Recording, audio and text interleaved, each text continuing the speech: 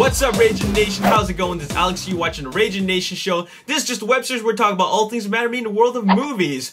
What are we going to talk about in this video? Well, we're going to talk about the same thing that we always talk about, and that is sequels. Sequels are coming, more sequels are coming, and oh my god, we're going to talk about sequels because we got a lot of sequels coming soon, alright? And the first sequel that we're going to talk about is World War Z, because it is getting a sequel. And World War Z is moving forward because they have a writer. Steven Knight will be writing the sequel for World War Z, and Juan Antonio Bayona will be directing. And Brad Pitt will be returning to reprise his role as Jerry Lane. What do you guys think about a sequel for World War Z? I felt that World War Z didn't feel complete. In fact, I felt like it was a part of a bigger story. So I'm definitely excited for a sequel. Hopefully it'll be even better than the first one, and I'm going to look forward to that. Another sequel that is happening is ID4, otherwise known as Independence Day 2.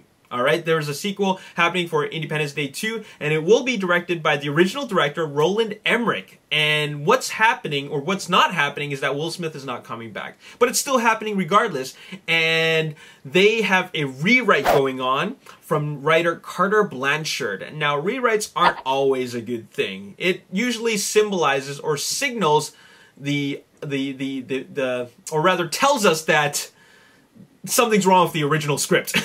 The studios didn't really like the original script, and it required some rewrites, or they had to rewrite some sections from the story. So, oh man, that doesn't always sound good, but let's see how that goes. I enjoyed Independence Day, and hopefully we're going to get something very, very different from the first one. Alright, so that's what's happening. Now, let's talk about Star Wars. Not necessarily Star Wars Episode 7, but the Star Wars spin-off. Alright, as you already know, in a couple of episodes ago, I announced that Gareth Edwards is set to direct the Star Wars spin-off movie. This will be the first Star Wars spin-off movie, and they're on the fast track in making this movie happen because he already had a meeting with the writer, Gary Whitta, for the screenplay. And Gary Whitta has written movies like Book of Eli, which was a decent film, but he also wrote After Earth.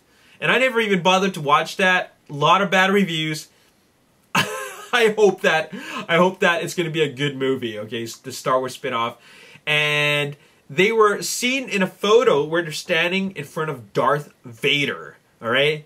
Could this hint that Darth Vader is going to be in the Star Wars spin-off? Now, I personally don't think that Darth Vader is going to be in the Star Wars spin-off, but I believe that it's the same timeline, and Darth Vader will be mentioned, like a Sith Lord will be mentioned in the Star Wars spin-off. So that could be very exciting for Star Wars fans. And finally, the last thing I want to talk about is a sequel that is going to get some crazy a crazy treatment, okay?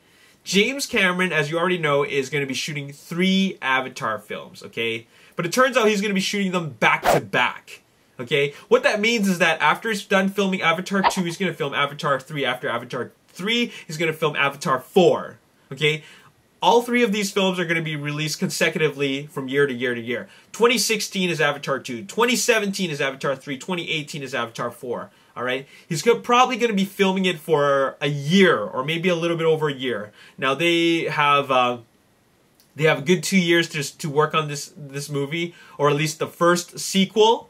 But, oh man, that's going to be quite a bit of work. It's kind of like how Peter Jackson shot all 3 of the Lord of the Rings films for, like, all in one shot. And it's very cost efficient because you don't have to pay the actors and the crew 3 times. You only have to pay them 1 time, but pay them for a bigger amount. You know what I'm saying? Because there's more time spent. But it's not like they're setting up the sets and then taking them down and setting them back up, alright? They save money that way, alright? So that is what's happening. James Cameron is going to be filming 3 Avatar films in one sitting, alright? That's crazy, okay? But it also means that we're guaranteed to get 3 sequels. Alright, so if you enjoy the first one, you're definitely going to be excited for these ones. So that's all I got to say in this video. I just wanted to share with you some of my excitement for some of the sequels that are coming out later this year. Which one are you looking forward to? We got World War Z, we got the Avatar sequels, we got Independence Day 2, and we also have a Star Wars spin-off, which isn't necessarily a sequel, but it's still a spin-off in the franchise. Alright? So that's all I gotta say in this video. As always, if you enjoyed this review, hit the like button, subscribe to the YouTube channel, like me on Facebook, The Ragin Nation. Also follow me on Twitter, @RaginNation. My name is Alex. Thanks for watching. I'll see you next time. Peace. 4 members in a superhero team, the one thing that really can kill it for an audience is if you don't develop all